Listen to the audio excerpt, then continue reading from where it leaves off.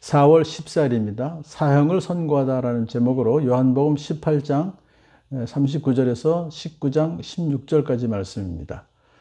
로마 총독 본디오 빌라도가 예수님을 이제 피의자로 신문을 했습니다만은 아무런 죄를 찾지 못했어요. 그러면 당연히 무죄 판결을 내리고 석방을 해줘야 되는데, 근데 그는 유대인들 앞에 나와서 나는 그에게서 아무 죄도 찾지 못하였소 라고 말을 했습니다. 그가 무죄 방면하지 못한 이유는 유대인들의 눈치를 보기 때문에 그렇죠.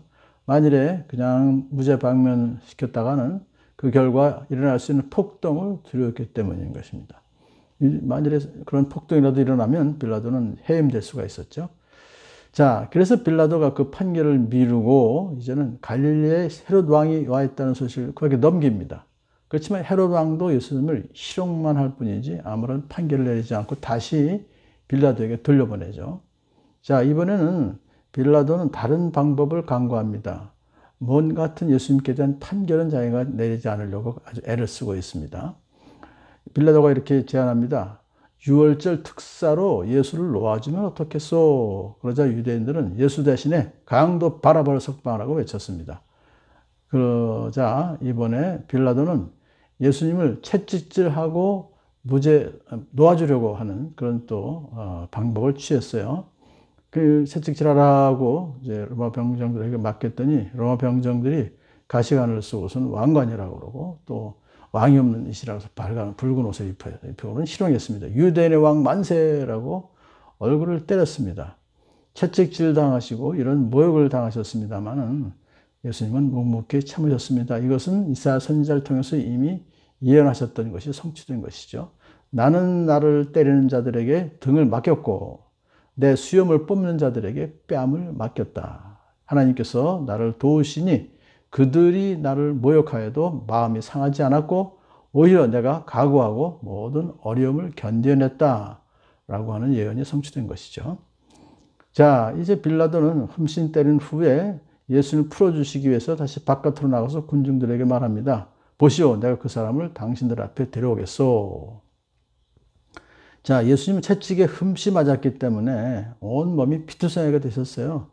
그런 모습을 보여주고서는 그들로 하여금 동정심을 유발시켜서 도와주려고 했던 그런 시도를 한 것이죠. 나는 그에게서 아무런 죄도 찾지 못했소. 나는 당신들이 그것을 알아주기를 바라오. 그렇게 얘기를 했습니다만은 피해 굶주린 대제사장과 경비병들은 예수님 말을 듣지, 그 빌라도의 말을 듣지 않고서는 십자가에 못 박으시오, 십자가에 못 박으시오. 모든 군중들이 함께 외쳤습니다.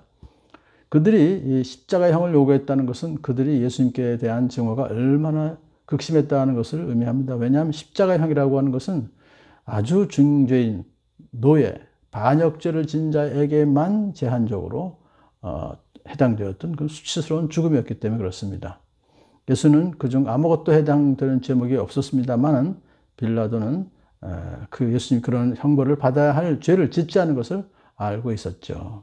자, 그러나 빌라도는 이제 그럼에도 불구하고 예수님을 놓아줄 수가 없기 때문에 대제사장과 경비병들에게 이렇게 제안합니다. 당신들이 이 사람을 데려다가 십자가에 못 박으시오. 나는 이 사람에게서 아무 죄도 찾지 못했소.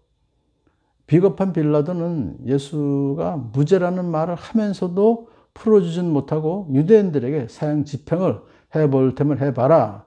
그렇게 얘기를 하는 것이죠. 그러자 유대 지도자들은 잘됐다 하고 나가서 하는 게 아니라 지나치게 교활했기 때문에 이 함정에 빠지지 않았고 그렇다고 해서 예수를 포기하지도 않았습니다. 그래서 그들은 사실상 예수님을 죽여야 될 진짜 이유가 이거요 하면서 정치적인 이유가 아니라 반역죄가 아니라 신성모독죄에 해당하는 것이요. 그렇게 이제 종교적인 이유를 말합니다. 우리에게 있는 율법에 따르면 그는 마땅히 죽어야 합니다. 그는 자기를 가리켜서 하나님의 아들이라고 했기 때문입니다. 제목이 바로 자기가 하나님의 아들이라고 했기 때문입니다. 라고 말을 했더니만 빌라도가 이 말을 듣고 더욱 두려워했습니다. 왜 그럼 총독 빌라도가 예수는 하나님의 아들이요 라고 했기 때문입니다 라고 했더니 두려웠을까요? 로마 사람들도 인간적인 신들을 믿었어요. 그래서 자기들의 왕제를 신이라고 그랬잖아요. 그래서 예수님도 역시 신이 아닌가라는 것을 생각할 수 있었고요. 또 하나는 유대인들의 종교적인 이유를 무시했다가는 그들이 또 일으킬 수도 있는 폭동을 두려워했습니다. 그렇게 이렇게 저렇게 해서 다시 관주 안으로 들어가서 예수님께 당신은 어디서 나왔어? 하고 그 기원에 대해서 묻는, 당신 진짜 신이요? 아니요? 이런 거죠. 그러나 예수님은 침묵하셨습니다. 왜냐하면 벌써 이미 앞에서 빌라도에게 이렇게 말한 적이 있었죠. 내 나라는 이 세상에 속하지 않았으며 나는 이 세상에 속하지 않았으나 진리를 증거하기 위해서 이 세상에 왔다. 나는 유대인의 왕인데, 그렇게 벌써 그거는 정치적인 왕이 아니라 그것은 다른 세계 하나님 나라의 왕이라는 것을 이렇게 이미 말씀하셨다는 것이죠. 자, 빌라도가 나에게 말을 하지 않을 작정이요? 침묵하고 있는 예수님께 이렇게 묻습니다. 나에게는 당신을 십자가에 처형할 권한도 있다는 것을 모르시오? 로마 총독은 그런 권한이 있었어요. 그걸 왜 모르냐 이거죠. 다 알면서 그러는 거죠. 그런데 예수님께서는 위에서 주지 않으셨더라면 당신에게는 나를 어찌할 아무런 권한도 없었을 것이요. 이 위에서라는 것은 로마 황제가 아니라 하나님이에요. 하나님께서 당신에게 나를 어찌할 권한을 주었기 때문에 당신이 나를 재판할 수 있는 것이요.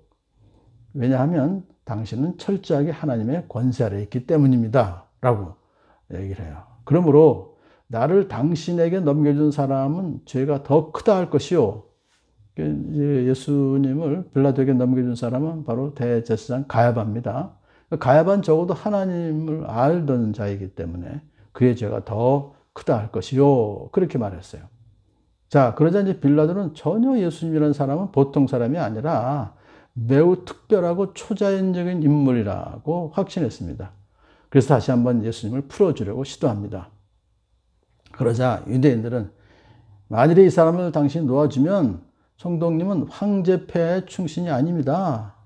자기가 왕이라고 하는 사람을 그냥 내버려두면 어떡합니까? 그는 로마 황제에게 반역하는 자입니다. 반역죄를 저질렀는데 그냥 내버려두면 당신도 반역죄를 저지른 겁니다. 이런 식으로 협박을 하는 거죠. 빌라도는 군중의 그 협박을 이기지 못하고 이제 예수님에게 사형 선고해요. 사형을 선고하고는 십자가에 못 박으라고 내어 주었습니다. 그날은 6월절 준비일이고 때는 낮 12시쯤이었다라고 기억해요. 그날은 바로 어린 양을 잡는 6월절 그런 전날이었습니다. 자, 모든 권세는 하나님께로부터 나온 것이기 때문에 예수님의 죽음은 빌라도의 권세에서 나온 것도 아니고 유대인들의 그 참 모함 속에서 나온 것도 아니라 하나님의 정하신 뜻과 또 그들의 완악함을 미리 아시고 그들에게 자신을 내어주셔서 구속사역을 성취하신 예수님에 의해서 이루어진 것입니다. 빌라도가 과연 그렇게 몇 번씩이나 예수님께 죄가 없다고 했으나 결국은 사형을 선고한 것은 그것은 그의 출세와 자기의 이익을 따라 무죄한 예수를 무자비하게 죽인 그런 죄인이었었습니다. 그래서 본디오 빌라도의 고난을 당하시고라고 하는 것을 알 수 있죠. 그래서 지도자가 이렇게 불의에 눈 감고 거짓에 침묵하면 그러한 사회는 불의와 불법이 판을 치게 될 것입니다. 선출된 지도자가 정의롭고 정직하게 나라를 이끌어 가도록 우리는 위정자들을 위해서 기도해야 될 것입니다.